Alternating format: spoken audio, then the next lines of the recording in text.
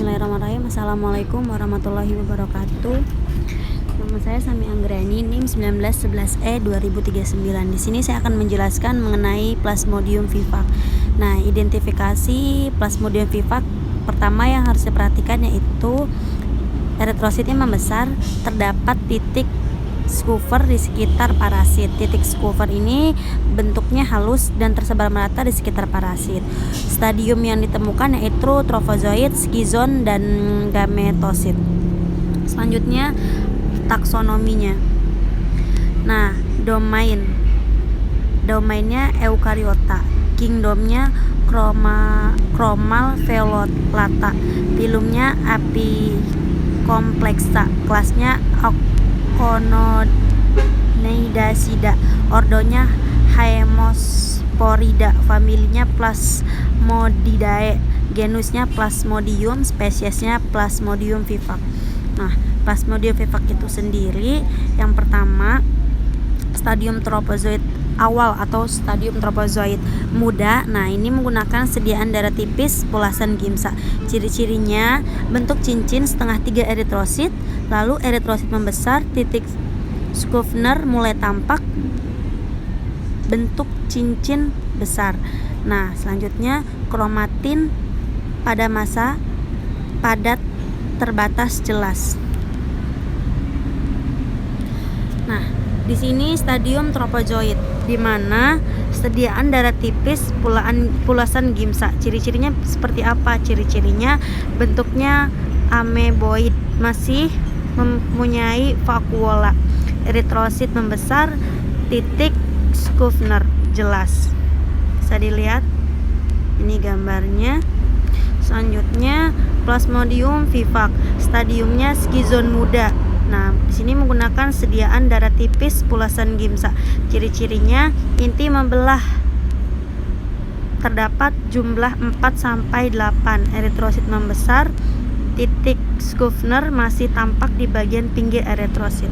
Nah, ciri khususnya intinya ada 4-8. Di sini ada 6.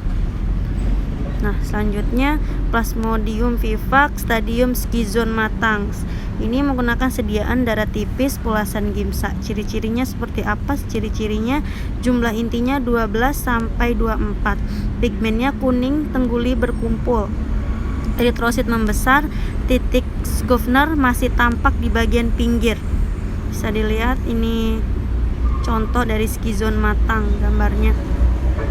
Nah, selanjutnya Plasmodium vivax bagian stadium makrogametosit.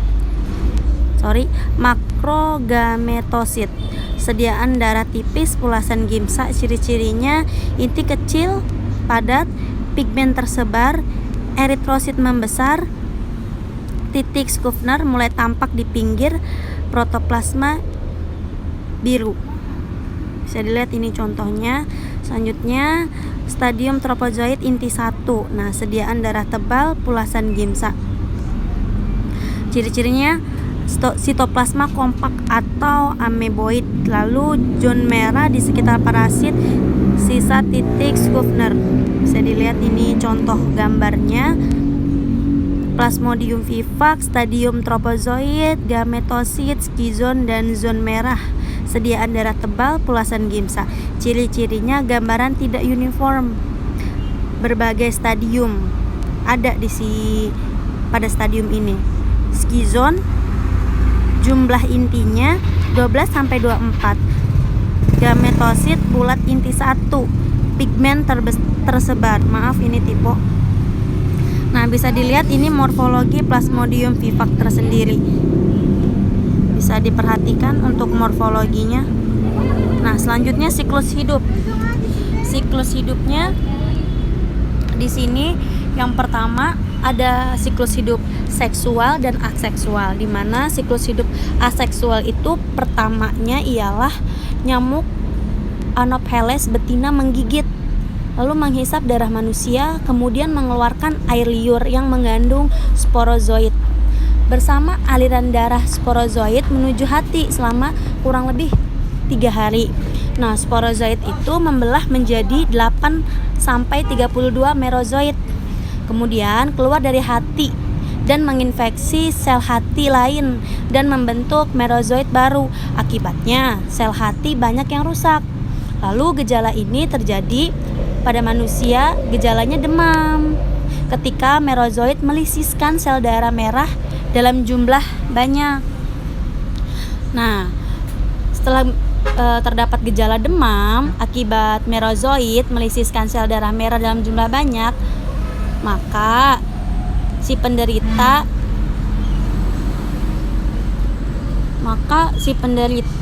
dan dihisap maka makrogametosin dan mikrogametosin akan ikut terhisap masuk ke dalam usus nyamuk. Ini untuk penjelasannya bisa dilihat. Nah, selanjutnya siklus hidup seksual. Di dalam usus nyamuk, makrogametosit dan mikrogametosit berkembang menjadi makrogamet atau ovum dan mikrogamet atau sperma. Nah, prosesnya disebut gametogonia atau gametogenesis. Fertilisasi terjadi dalam usus sehingga terbentuklah zigot atau ookinet. Nah, zigot ookinet menembus dinding usus dan untuk sementara akan menetap terbungkus oleh otot dinding perut nyamuk atau ookista. Di dalam ookista, zigot akan membelah berulang kali sehingga terbentuk sel-sel lengkap yang dinamakan sporozigot. Selanjutnya, jika ookista telah matang, maka akan pecah sehingga sporozoid tersebar ke seluruh tubuh nyamuk, yaitu ke dalam kelenjar ludah. Nah, apabila nyamuk menghisap darah manusia bersamaan dengan itu, nyamuk akan melepaskan sporozoid ke dalam darah.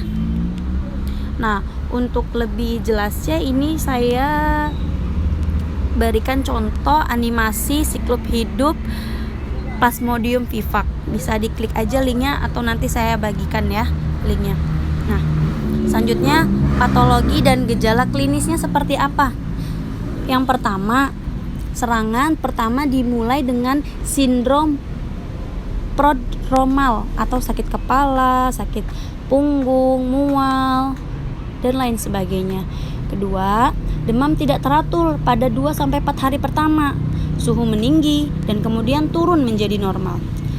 Limpa pada serangan pertama mulai membesar dengan konsistensi lembek dan mulai teraba pada minggu kedua.